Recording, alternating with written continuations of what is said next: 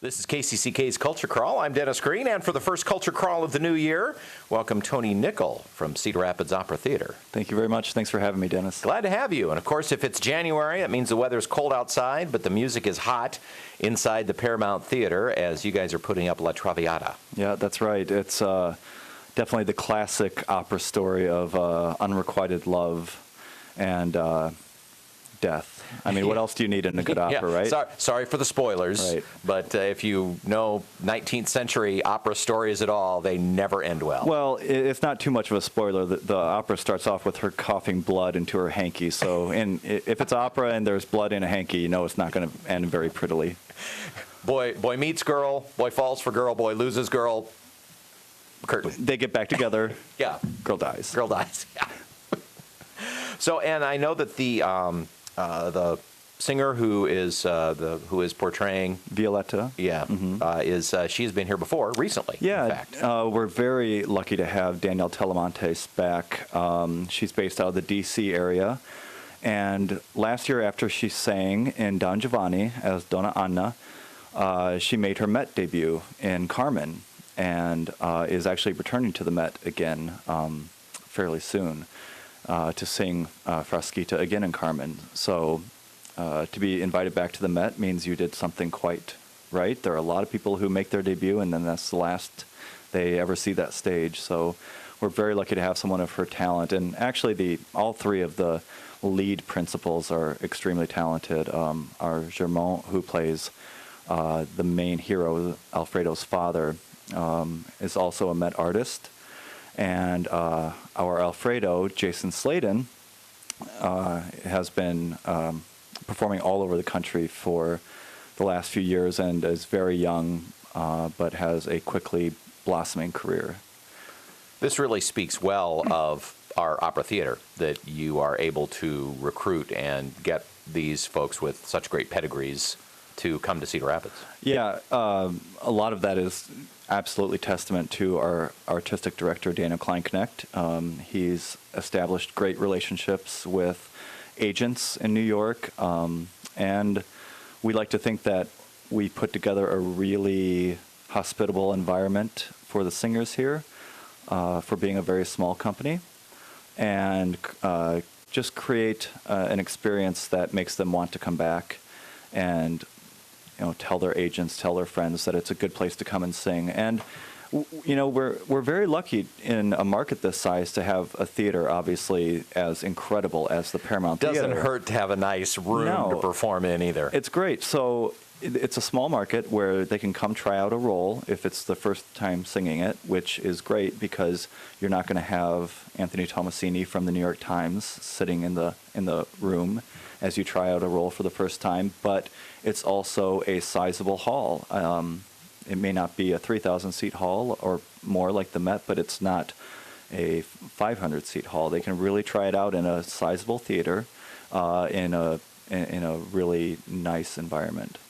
And well, as you said, the stakes aren't quite as high, even though we expect that our shows are of a scale, of a scale with things that you could hear. They absolutely are. Any place else, and it's also got to be nice to perform for a full room because it's not. I don't know that they sell out, but those, both of your shows are always very full. They're some of the more well-attended events at the Paramount each year, and to go along with the quality, we're very lucky to have Orchestra Iowa in the pit, and for anyone who's been hearing them the last couple of years, they've noticed that this band is just knocking it out of the park, and they're loaded with great musicians. They have a new concert mistress, a new principal cellist, who are extremely talented, and we're lucky to have them in the pit.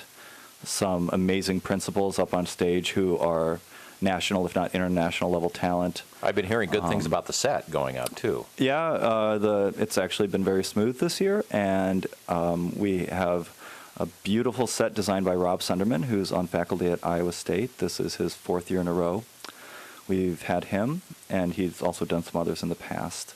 And then lighting by Scott Ollinger, and Kristen Geisler is going to be the projectionist. And last year, when we did John Giovanni, that was her first year with us, and her projections just brought an entirely new level and layer to the productions. And now, when you say projections, now is that the super titles, or is it that this is visuals that are part of the set? That's a good question, because we do always have super title translations projected above the stage, just like foreign films have them at the bottom of the screen.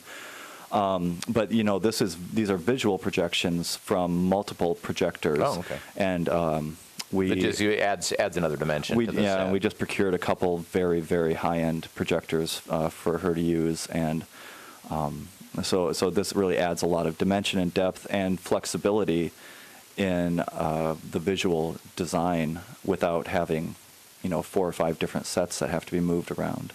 Talking with Tony Nickle from Cedar Rapids Opera Theatre about the upcoming production of La Traviata. Now, I mentioned super titles, and you did as well. We should note that it is sung in Italian with the English translation. Yep. But that should not keep anyone from, I'm not going to understand it. Believe me, you're going to get it. Absolutely. It's not only are there translations, but they're very clear translations that I build over several weeks, and the story is... so the super titles are your job. Yes. It's one of my many hats. And we're very lucky to have a great stage director, as we often do, James Marvel. He's on faculty at University of Tennessee, but I've seen productions of his in New York before. He was last here in January of 2007 for Barber of Seville.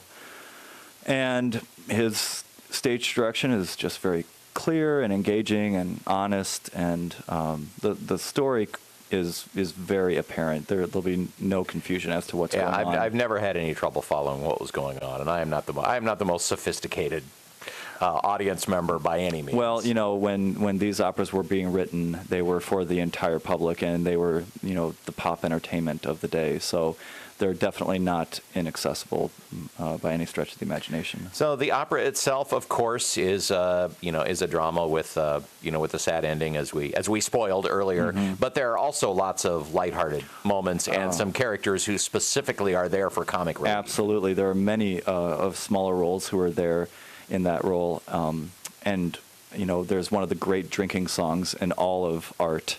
Which is reason enough to go in the first act, the Brindisi chorus, and there's a chorus of 60-plus people on stage, and we have 4 dancers who are students down at the University of Iowa, choreographed by Eloy Berrigan, who's on faculty down at Iowa, and it's just a visual spectacle full of champagne and revelry.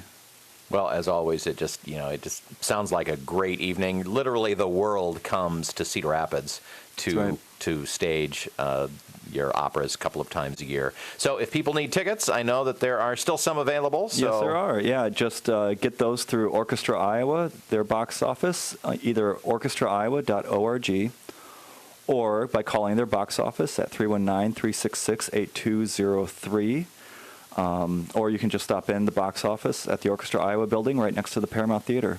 All right. Well, good luck with it. It's been it's always a treat to have the opera go up. It makes our our boring gray January a lot more exciting. Yeah, it does bring a little bit of heat, doesn't it? It does. Yeah. Well, thanks for having me. It's always a pleasure to be here. Tony Nickle from Cedar Rapids Opera Theatre. Thanks again. And again, it's we mentioned tickets, but your website, if people want more information, and of course we can link to tickets from there. Absolutely. cr-opera.org.